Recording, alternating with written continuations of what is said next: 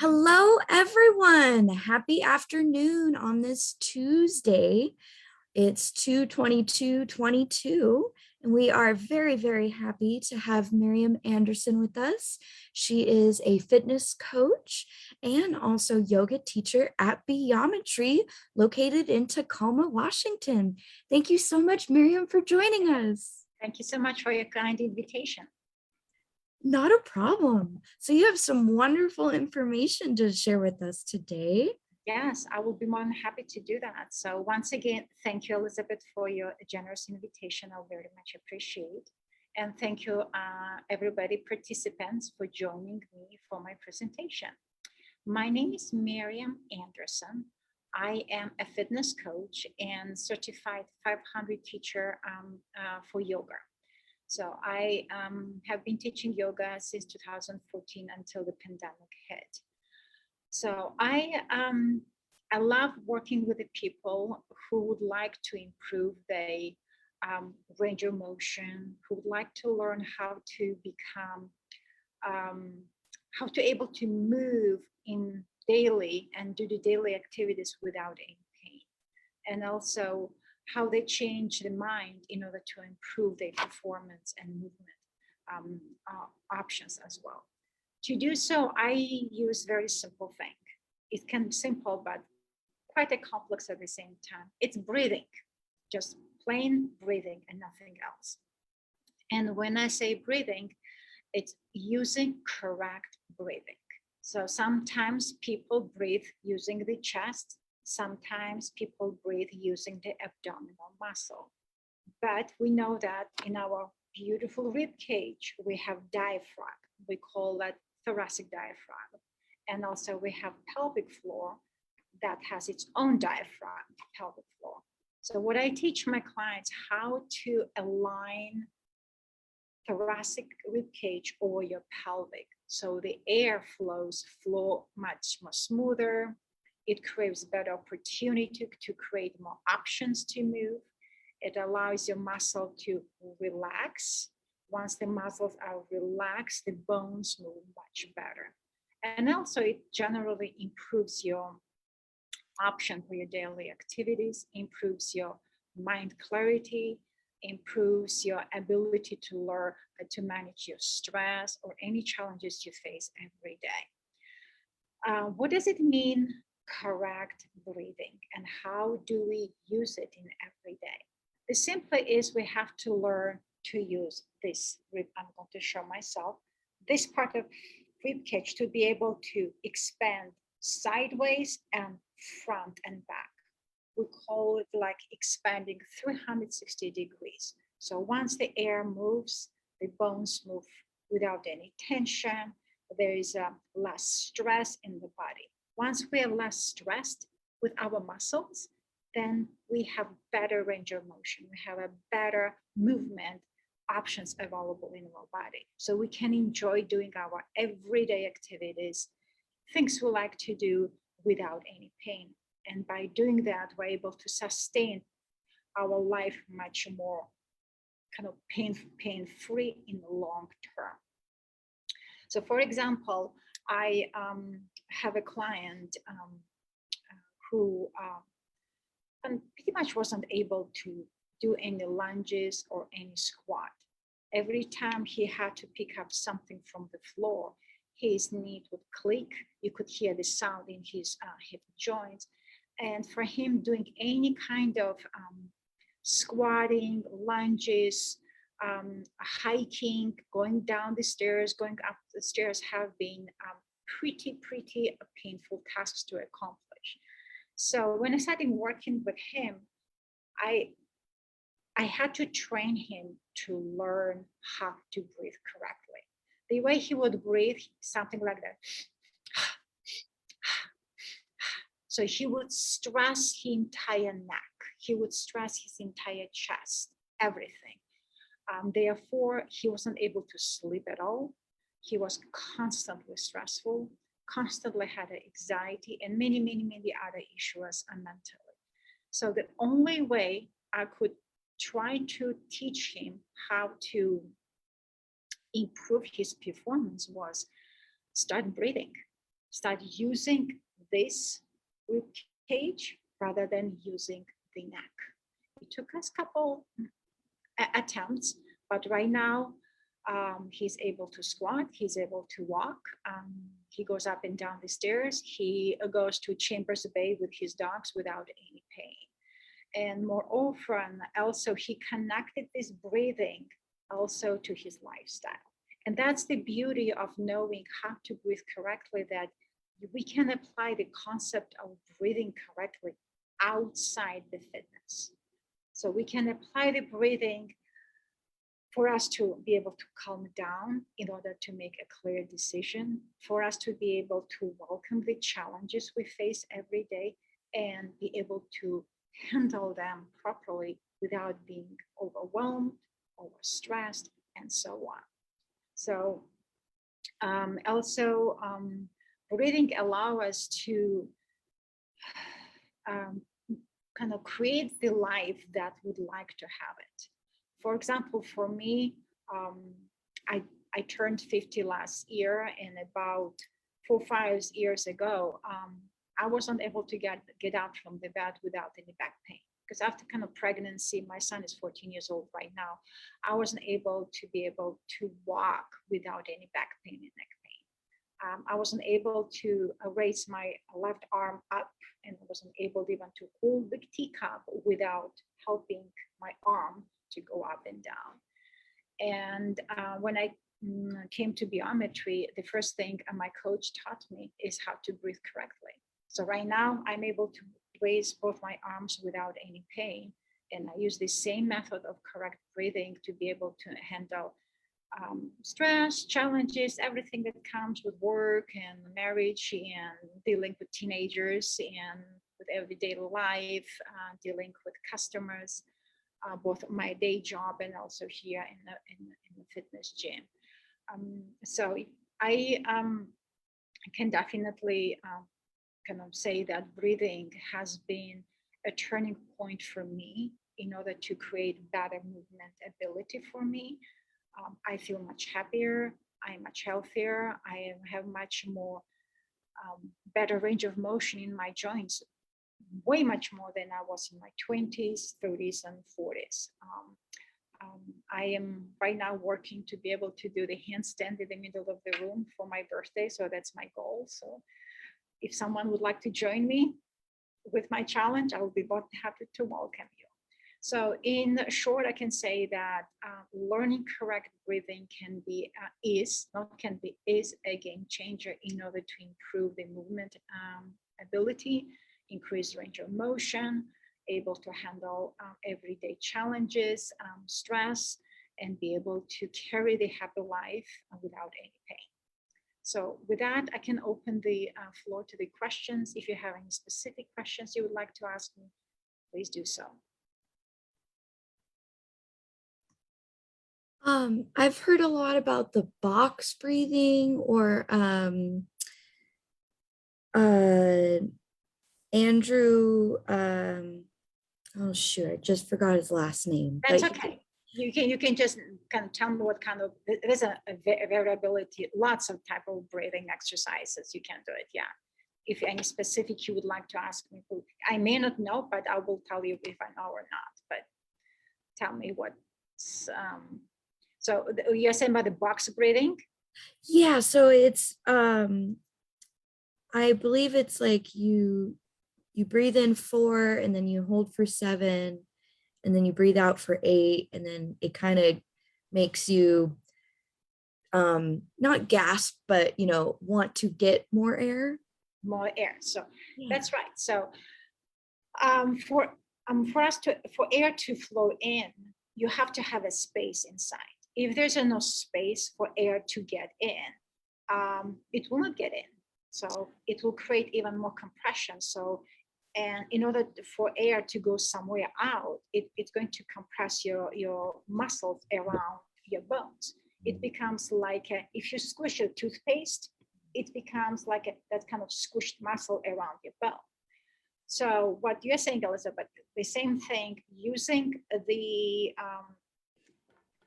thoracic diaphragm and pelvic diaphragm in a way to be able to inhale air, hold it, and make exhale as long as possible.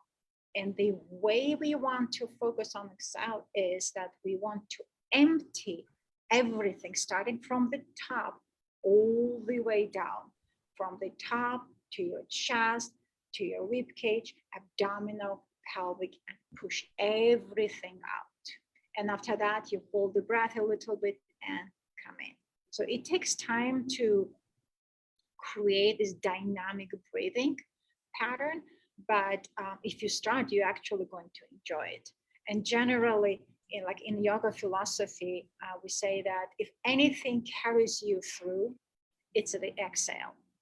Any challenges you're going to face in your life, any important decisions you have to make, any stress you want to deal, you have to exhale.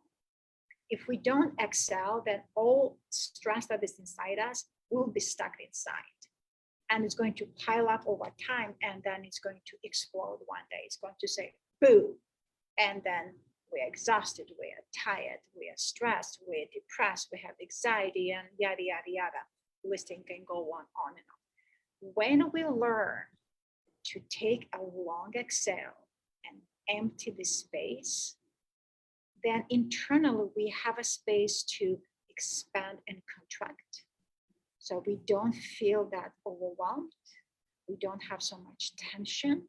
So our body stays much more relaxed, has an able to move around. We call in a box like a 300-degree front and back and sideways, can expand and contract, expand and contract over time. So when we create that ability internally, we create the space. So within that space, we can move.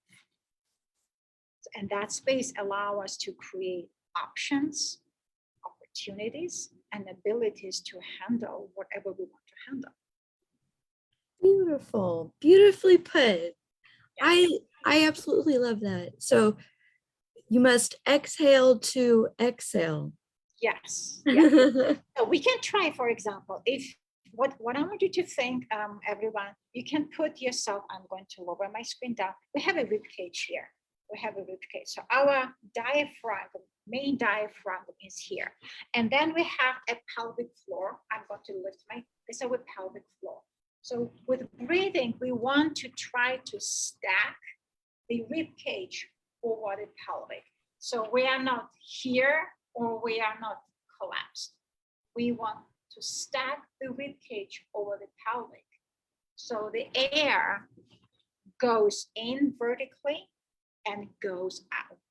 So air moves freely in and out. So we can try whether we use the diaphragm or not. You can just place your hands on your rib cage and simply close your mouth and take inhale through your nose. And just observe it. Just observe it. Does this rib cage goes out, front or back, or absolutely does nothing? It's possible. You may not do anything because you end up taking the breath either through abdominal, push, or you might take the stretch the neck out. So exhale right now. Just pay attention. What happened to your rib cage? If you did not feel that the rib cage went out or sideways, that means either you're breathing through your belly or you're breathing through your throat. Let's assume your rib cage, you are breathing through your rib cage. So the way we're going to breathing is the following. Close your hands again. Exhale as much as possible. Exhale. Close your mouth. Take a long inhale on count 4 through your nose. Hold. Open your mouth and exhale as slow as possible.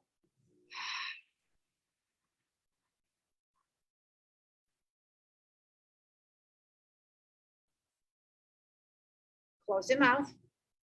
Take inhale.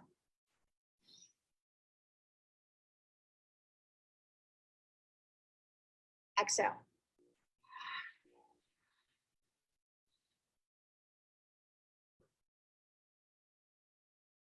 So once you start practicing slow inhale and even longer exhale, you will become better and better and better. And therefore you will create more and more space internally.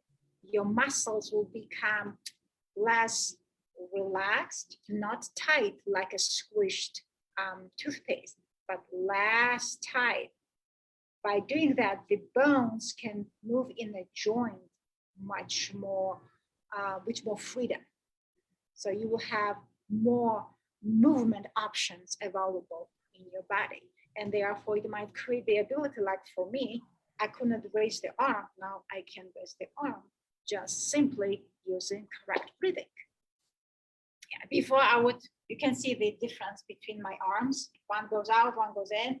Before my arm was here, that's it. I couldn't even raise my arm above my head, anything but right. It took me like 2 years to learn, but I'm able to lift my arms up and down without any pain whatsoever. So that's beauty of learning to use your rib cage and stack your rib cage over your pelvic so the air goes up and down without any restrictions. Therefore, you can create more movement, you have a happy mood, you sleep happier, you're a much more happy person on a daily basis, and you just generate very positive energy around you. I have a question. Sure. I have rods down my back, the full length of my back and down into my pelvis. So when I breathe like this, I can get a little bit of expansion side, but not really front and back. I mean, there's not the movement that I can do. So what you can do for yourself, I'm looking at your structure, you're a very slender person. So you can lay down on the floor and bend your knees and support your head with a pillow. And just simply focus to breathe using the rib cage. So it cannot happen immediately over time, overnight. So you just have to mindfully breathe about that. And one thing I can suggest you, please don't press your rib cage because you don't want your rib to pop. You know, just gently place your hands and see where the rib cage goes. What happens, because your go this way most likely because of your structure, what you have, when you lay down on the back, the air will go where it has to go. And over time, the air will go to the places where you have much more tension in, which is your back. So it takes time, it takes practice.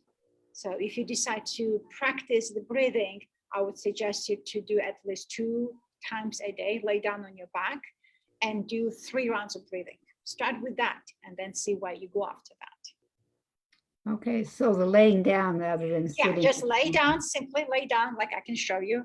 You can lay down. You can lay down like that. And then support your head and just simply breathe in and out. Very slow, as much as possible. So I have a question. Lynn, Lynn, sure, lie on your back, Lynn? Pardon? Are you able to lie on your back with your Well, that's rod? what I was just going to tell her. Thank you for that, Jen. I can lay on my back for a short period, but I can't lay on the floor on my back. I'd have to lay on my bed, which I know isn't a solid, but I can do that. Like when I do yoga, I do a chair yoga, and when people lay on the floor, I lay on my bed because we're doing it by Zoom, and I can do some exercises that way. Laying on the floor does not work because of the rods. I've got these screws, and I've got little. So you have rods along your spine, along my spine all the way, and I've got lots of screws. In fact, if you look at my back, there's these lumps where the screws are, and if I lay on the back, it's on the floor. It's very It's painful. not comfortable. Yeah, it's not comfortable. So can I get the same result laying on a bed? Give it a try. Why not? So do you sleep on a very soft mattress, or do you have some padding or anything? No, it's not a soft mattress. It's a Tempur-Pedic. Oh yeah, great. Yeah, just lay down on your back, on your back, and just bend your knees. Make sure you bend your knees, Yeah. and place the pillow underneath your head, and just breathe quietly. Try not to put any stress. So when you do that, one thing you can do, kind of when we learn how to breathe correctly, especially when you're on the back, what happens sometimes we inhale through the throat. What you can do, place your hand on your throat and see, do you do this kind of sound?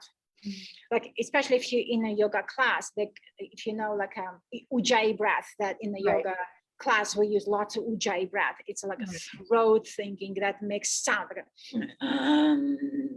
Right. we don't want to do that. Okay. So ujjayi breathing, it's what we call like a fire breath. You can fire yourself, but when you are done with this type of breathing, you have to know how to cool down. When you cannot cool down, then you have this constant anxiety, stress going on all the time. So with regular, we're not talking about the correct breathing. It's like a normal breathing. It's not the yoga breathing. It's not any kind of specific breathing. It's not a qigong breathing, none of it. So what you want to do, place your hand around your throat. You want to inhale through your nose with a closed mouth, not through the throat. So if you feel there's a tension, that means you're breathing through your throat, not through your nose. Okay. You should not feel anything here going here.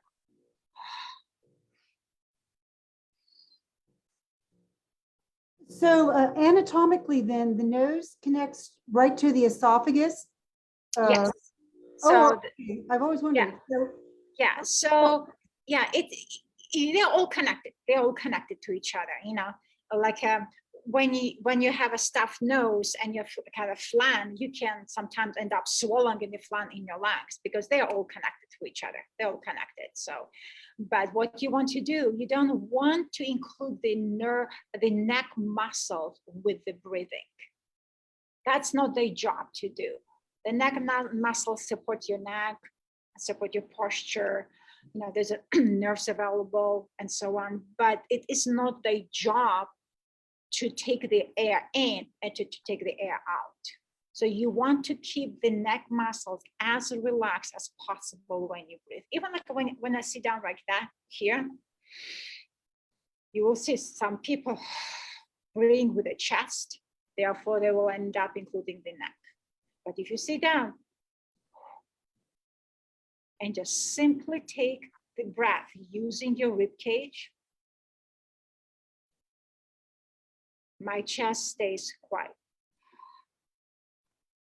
For some people, you can see they take the breath like that, chest, shoulder, neck, all participate. They lose it down. We don't want that. We want here in the rib cage. Inhale. Exhale. And you can see how air goes up and down and really calms your spine, your ribs, and just settles you down very calmly and quietly without any extra tension. So once you have a tension around your neck, then you will have a tension around your lower back because they are connected with each other. But the cervical spine is connected to the lumbar spine, so, or vice versa. If you have a lumbar spine issue, then you will have a neck issue at the same time. They by nature, they're very connected with each other.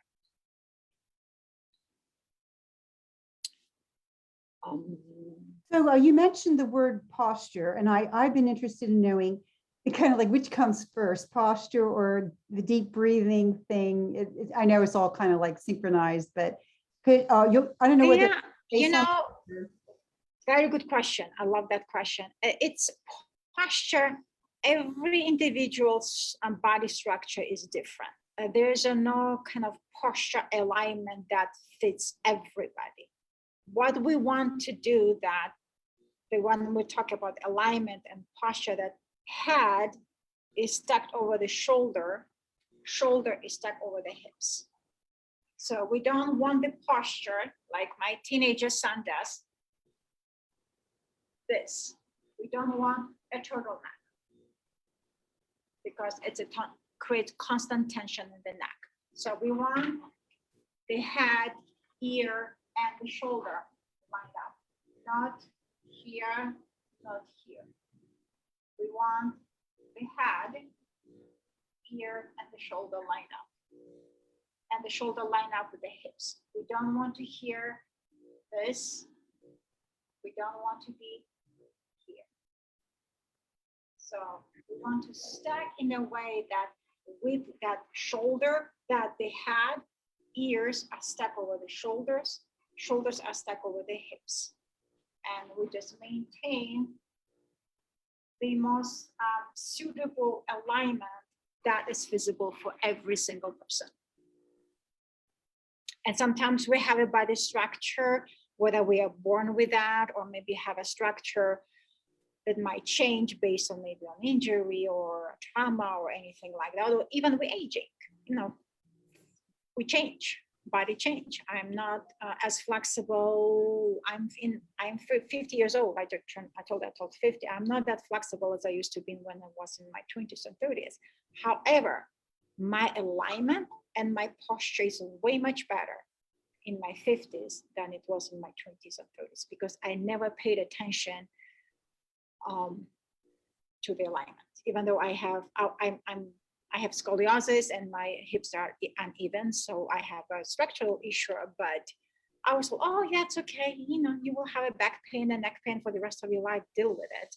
But it's not true. It's not true. So I learned how to position my head over my shoulders and shoulders over my hips. So right now I can breathe without any pain. I can do the my yoga practice without any pain. I do squats, I do workouts. I love hiking, I love skiing. I do all of them without any pain, which was not available for me even when about 10 years ago. So it's a learning lesson. Yeah, posture is very important. Posture is very important. That's combined with the fact that I don't know how long you're attributing it to a proper deep breathing, but also with your yoga, you're doing core activity, which certainly must help. Core, yeah, you know, yoga, you know, I do kind of, I cannot say like it's related to the core. Yes, you need to have a core. When we say core, most likely you think about the abdominal area. Am I correct? That's what you're thinking, the abdomen. So we need to have a stable abdominal area for us to support the lower back. So we don't have a lower back issue, lower back pain. You know, we have lower back pain. It can be because we don't have a correct alignment, or we have a trauma, we have an injury, or for scoliosis or something like that. So you need a core in order to keep your structure up, definitely. However, if you don't breathe correctly, you can have a six-pack muscle, but your body can be in a constant tension and stress. I taught a couple times classes where I had a bodybuilder guy who cannot lift the arms above his head, even though he has a gorgeously developed six-pack, but he cannot touch the toe, he cannot lift the arms above he has, and he cannot do the handstand. Different physical activities give you different opportunities to your body to move differently. The more differently we move, the better we are. However, breathing is the key. Breathing is it's like a birth mother. We are born with breath and we die taking last breath. Whether we have six-pack or not, it doesn't matter. But what's most important is that we need to use the breath for our advantage, because that is the nature gave to us. We have to use it. So we need to learn and be able to utilize the breath to benefit us. So we can structure, we can position our posture correctly. We can have our mind clear. We can use the breath to calm us down any moment, anytime. Simply, for example, driving. I had a client, actually two of them. She works in Olympia, and I'm going to use different name for her. I'm not going to use the real name, like a Jennifer. I'm going to call her Jennifer. She works with the state at the governor's office, and she would drive to Olympia every day. And she would be constantly stressed out, constantly worried. Not everybody drives in a way the way she wanted. And so my coaching with her was just simply use the breathing when you're behind the wheels and see what the correct breathing might help you to figure out. Because while driving, if you're in a traffic, you cannot change anything. The only you can change is use the breathing to calm down, and just wait when the traffic clears up. There's something we cannot control around us. The only thing we can control is how we breathe. So we use correct breathing to benefit us in order to make a correct decision, to use the correct movement, to be clear, to be grounded, and just be a mindful person. Well, I do think you have to be mindful and aware because, for instance, I'm thinking I enjoy walking, and I think that I want to start incorporating more of a mindful way of breathing when I walk to benefit myself better, because I observe people walking in my neighborhood, and I live on a hill, and wow, their body posture really tells a lot about, I think, the benefit of what they're doing. And of course, a lot of times, you are pulling a hill, but I'll see them like in almost a posture situation, just like you told, collapsed or too much collapse. Right. They're just too far forward, and they're not really. And I think you do have to really, you're not talking about moving your arms when you breathe, but I do think that it's a really great, it feels great. Yeah. I'm so happy that you bring that. You become so noticeable. I myself, even when I walk around, I am amazed by how much different we are. And by looking at the person's posture, I can say how stressed you are. I can say what kind of job you might do, because just by looking at the posture, I can tell you a lot about you. And it's not something in a negative way, but just in a way that sometimes we take our body granted. Especially people, we have both arms and both hands, and we can independently move. And sometimes we take that ability as a gift, but it's a luxury for some. For some people, it's a luxury. For some people, I have a friend, I'm a PLE grad, I'm a PLE alumni, and I have university friends. She was born without limbs, without arms and without legs. And she was the one who taught me how to swim, figure out. So since meeting Jennifer, I really appreciate my ability to be able to walk freely.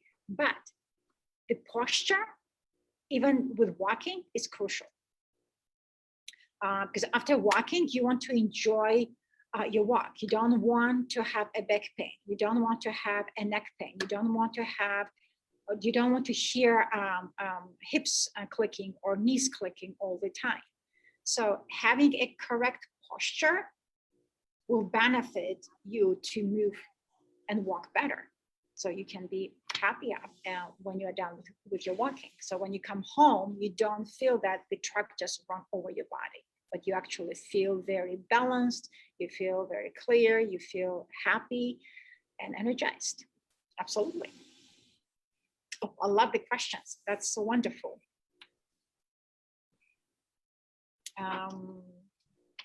Some really great questions, everybody. Please feel free to enter them in the chat box or unmute. Yes, I wanted to get clear on, we're talking a lot about, breathing down into the diaphragm, down the rib cage. Are we not supposed to bring our breath all the way down to our abdomen? You have to get it out. So when you take the air out, it has to go out like imagine, well, ladies, like imagine you just delivered a baby. That how much you have to empty the air out. I'm not about breathing. So you don't want to exhale and stuck here. You want to empty your abdominals out through your pelvic floor and out completely. Imagine you just delivered a baby, just take the air and push out. And one of my instructor, my coach says, imagine you push the air out through your toes, through your legs, out as much as possible. So Okay. there's a space to take even more air after that. Yeah, it's kind of weird, but what happens, we have we call floating ribs at the bottom. If we stuck here and don't empty the air, we get push. So the air gets contracted here and never leaves. So then we get bloated. So yeah, that's not, yeah, that's okay. So when you're inhaling, are you only inhaling down to the rib cage, not down to the abdomen? That's what I'm talking about, the inhale. when you inhale, okay, so inhale, yeah, so the diaphragm is at the bottom. So you start inhaling from the bottom of your diaphragm and the air goes up, up, up, like a up, yes. And exhale. You don't inhale through your abdominal because abdominal doesn't have, your diaphragm is in your rib cage. So No, I'm talking about, okay, you're inhaling through your nose.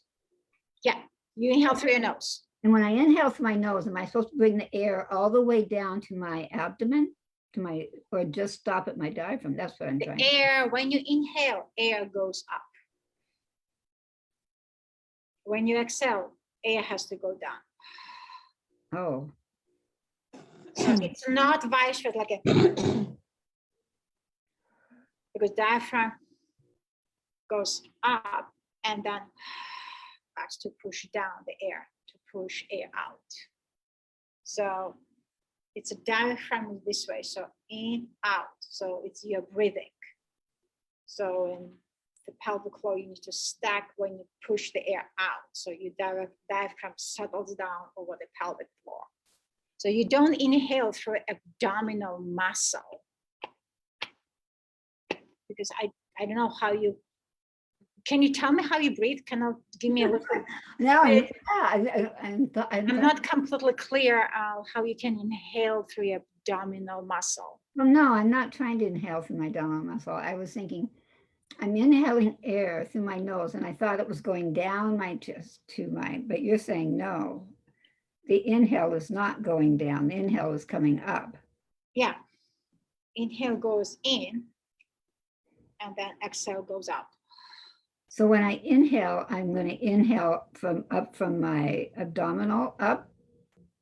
Sorry, rib cage up. So your diaphragm is in the rib cage. So if I do that, so yeah, rib cage, not abdominal. Up and then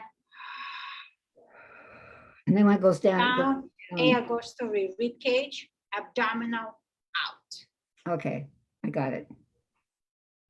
I somehow had it backwards. Yeah, and what happens when you go out, then when you take in, you maintain the abdominal wall, kind of abdominal area in an active mood. So that's the way that will allow you to tone your muscles in your abdominal area. So you're able to maintain, support your abdominal organs as well with that. So air in, air goes in, up, air out goes, pushes out. Pushes out. So push out as much as possible, then hold the breath for 2 or 3 seconds, as much as you can, and then take your inhale again through your nose and exhale. Got it. Yeah, it's it looks like it's simple, but the way when you start focusing, it becomes quite challenging because we don't think that way. We just sometimes. I used to breathe through my chest a lot, just because of that, and stress, nervous, anxiety, all of that. We breathe through the chest. So to learn to breathe properly, it took me time, but it's possible. But definitely, correct breathing makes a big difference in your life. Fantastic question. Yeah. Fantastic. I think that some breathing I've worked with with people in the past have talked about putting your hands on your abdomen and feeling when you're breathing in your abdomen expanding out and then in. But you're talking about the diaphragm. There's a different type of breathing. So you one of the yoga breathing is using the abdominal area, like even in a qigong breathing, you use abdominal area to pump. So there's a different type of breathing. There's a I forgot, the lotus breathing, when you close one nostril and you open the other one. So there's a different type of breathing. What I'm talking about is a normal breathing. Okay. It's a normal breathing. It's a normal breathing that sustains our life. A normal breathing that allows us to maintain correct posture. That's all. So I'm not focusing on a very specific type of breathing that might have a very specific focus. Okay. I And think it has a very specific purpose doing that, like a ujjayi breathing, nostril breathing, abdominal breathing. There's many of them. I'm not talking about that. So when I say correct breathing, it's a normal breathing for us to be able to sustain correct alignment that is going to support our structure and create the most optimal movement that is suitable for each body individually. While we walk, while we hike, while we ski or swim or sit, watch TV, be at the Zoom meeting, and so on. So we need to be able to stack our rib cage over the pelvic even when we sit. So the air goes up and down freely without creating any tension in the lower back or a neck or the shoulders. Yeah. Thank you for clarifying that. Wonderful questions. I love the question. Thank you so much for participating. Very much appreciate it. It's wonderful. I cannot hear. Maybe you need to unmute yourself, please. This breathing is a life-forming habit, really, because you've started way back in being mindful. And I think that it's probably easy enough to pick it up and create it as a habit, because the physiology of it just on our day-to-day is so profound. I mean, I'm just feeling really great, just you talking about it and me just moving ordinarily where I wouldn't be. Exactly. Listening to you right now. Absolutely. With my choral group, the physiology, you can't really sing unless you really know how to breathe properly for singing. And of course, that's a whole different thing, but that's where the true beauty of the vocal quality comes. Yeah, like a musicians who use the blowing instruments, you need to be able to breathe. Olympic swimmers, any kind of person who are in a very heavy athletic industry, they need to breathe properly. So for them to breathe through your stomach, through the chest, is not going to benefit them. So therefore, we have to learn the correct breathing that supports our posture, our alignment, and our daily activities. And just using and being able to stack the rib cage over the pelvic is the best option to do it. And that we have to practice that purposefully. So if we want to improve something better, we have to invest and be curious about it. We purposefully have to find the time for that and intention and practice that. So we become very kind to ourselves because we love ourselves. We want to be healthy. We want to be happy. We want to have a good range of motion. So to do that, we really purposefully have to practice the correct breathing. It's like you purposefully practice to be a kind person, to be a positive person. It's the same thing. It's the same thing. So once we become curious enough, so we want to, in order to improve our well-being, then we need to learn how to breathe correctly. So the 2 points I have, and tell me what the other points are, would be to breathe through. So inhale through your nose and exhale through your The rib mouth. cage is being expanded. Yeah, so when you want expansion, you want to go in and out. So the rib cage goes front, back, this way, like imagine 360 degree, like a circle.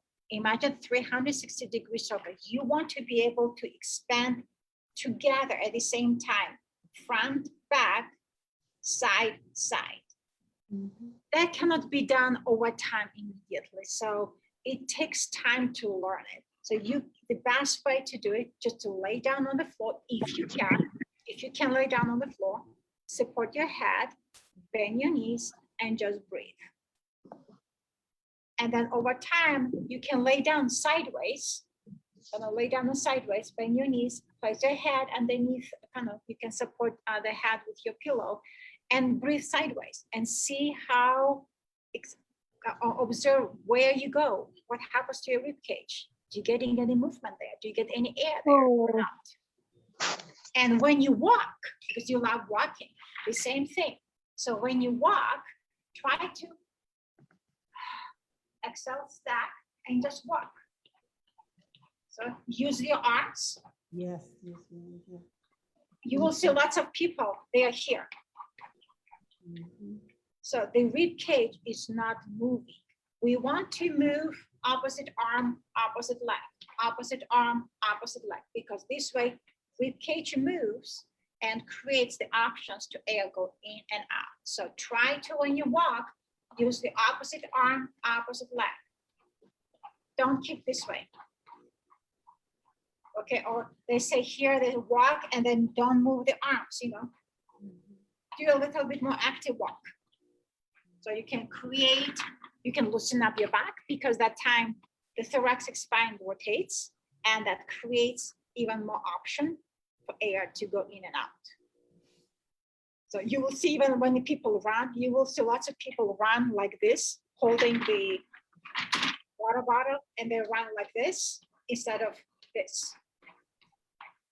So you want to move opposite arm, opposite leg, like a skipping. You always want to do that, opposite arm, opposite leg, when you walk, when you run.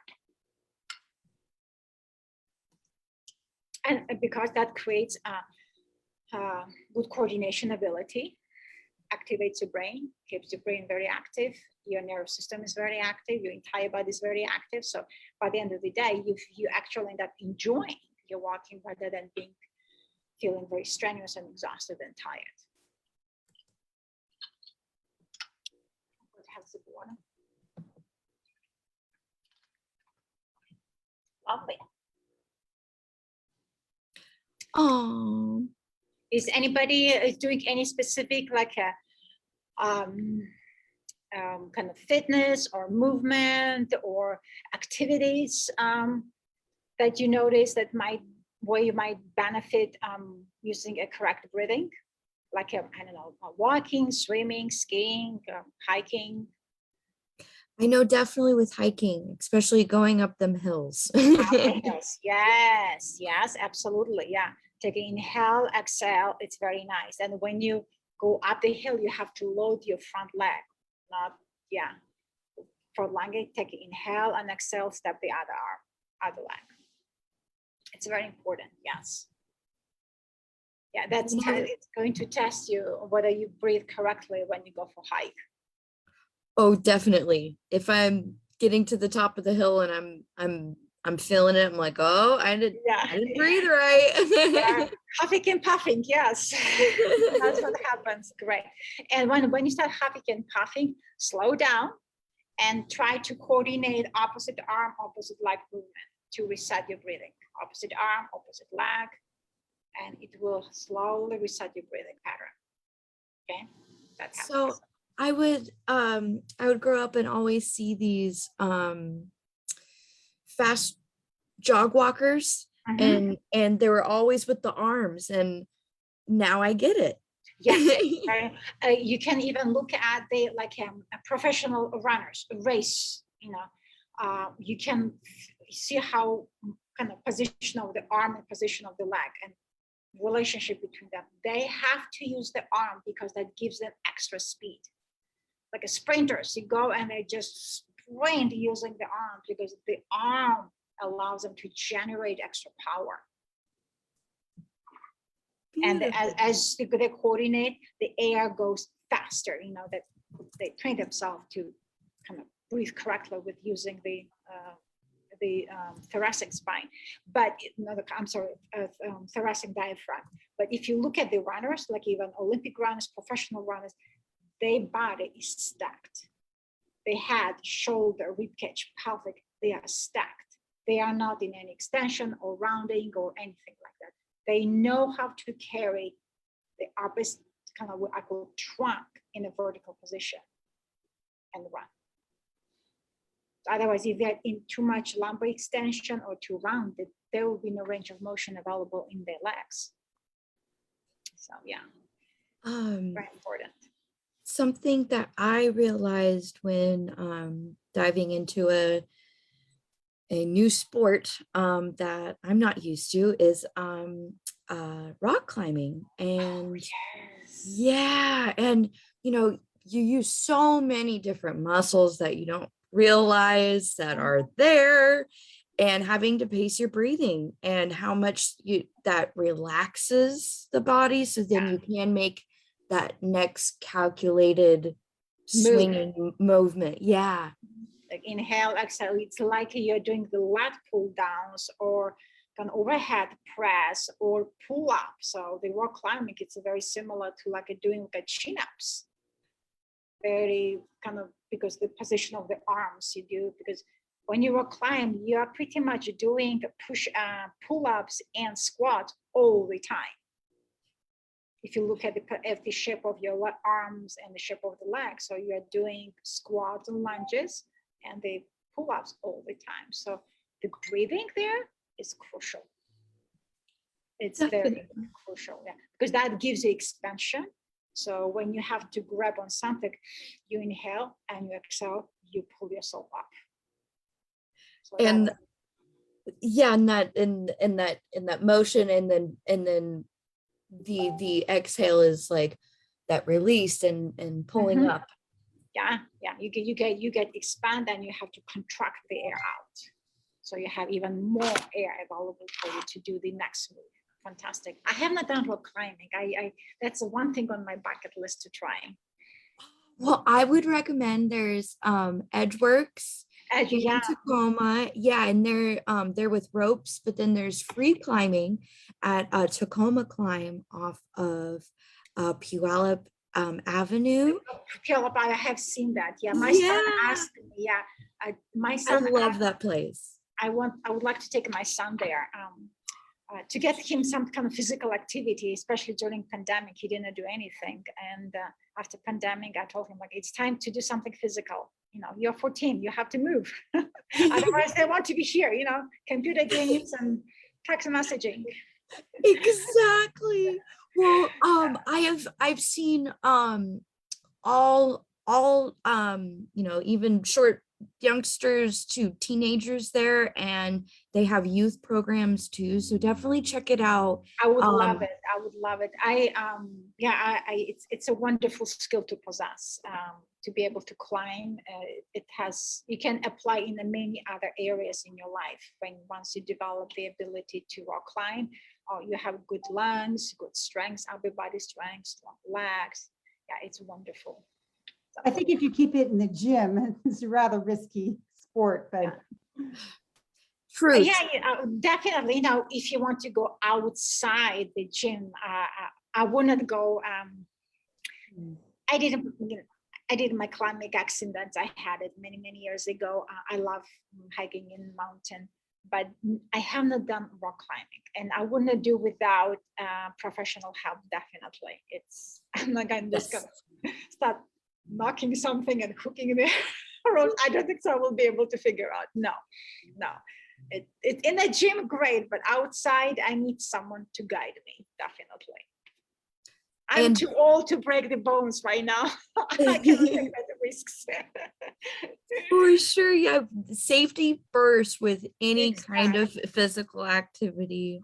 With Tacoma Climb, their safety's first, and they also have like the whole space is padded.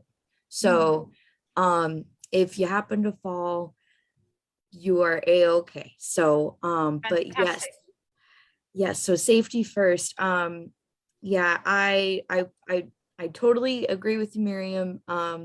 Having a professional with you outside, I'm right there. Yeah. Don't try to jump in and do something by yourself. Please always get somebody's professional help before you go on the rock climbing or any other sports. Get some help, learn it. And once again, we said, be mindful, um, create intelligence around you, so you can make a solid decision that is going to serve you the best. And always stay energetic and always stay positive and kind. And use the correct breathing. Yes. Breathing first. Breathing first. Absolutely. Breathing first. Yes. So it is the what I used to call a 5-6-7 rule.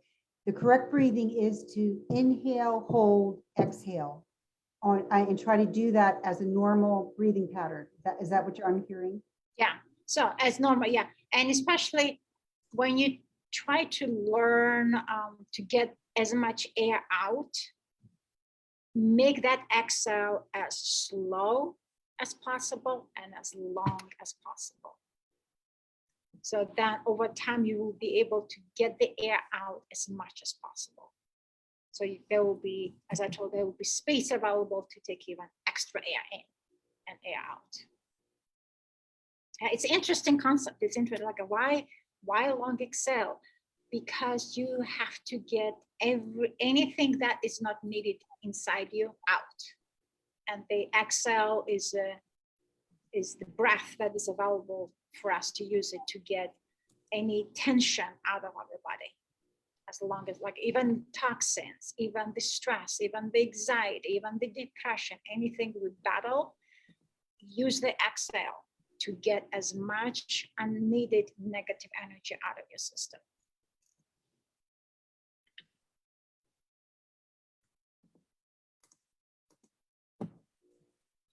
Lovely, everyone. Mm-hmm.